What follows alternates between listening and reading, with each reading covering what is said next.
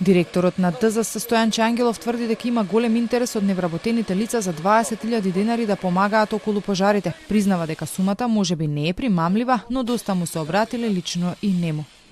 Сепак тој инсистира да се јават на огласот кој е објавен денеска и ќе трае 5 дена. Бруто износот пак кој е пресметан за секој доброволец е 24.000 денари. Мојот Facebook инбокс е затрупан со пораки, се извинувам затоа што не можам да одговорам на нив.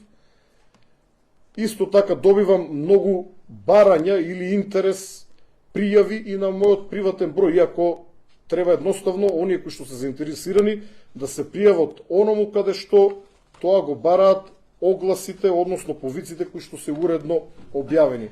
Но интересно е тоа што сезоната на пожари е во полнек, а овие лица кои ќе бидат ангажирани допрва треба да поминат и обука за што е потребно време.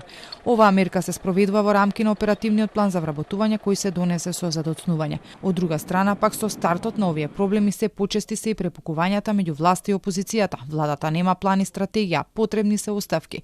Ова го зборуваше ВМРО ДПМН во опозиција. Сега пак вакви содржини стигнуваат од СДСМ. Вчера од партијата обвинија дека цела Македонија гори, а власта нема контрола. И додека траат овие преписки, проблемите со пожарите се решаваат со стари возила дури и повеќе од 50 години. Веќе излезе и анализа дека најстарото е од 1966 година, без доволно пожарникари, проблем за кој се зборува со години, без противпожарни метли и потреба од други ресурси. Секоја година се зборува за промени, но со стартот на летото повторно проблемите и недостатоците излегуваат на површина.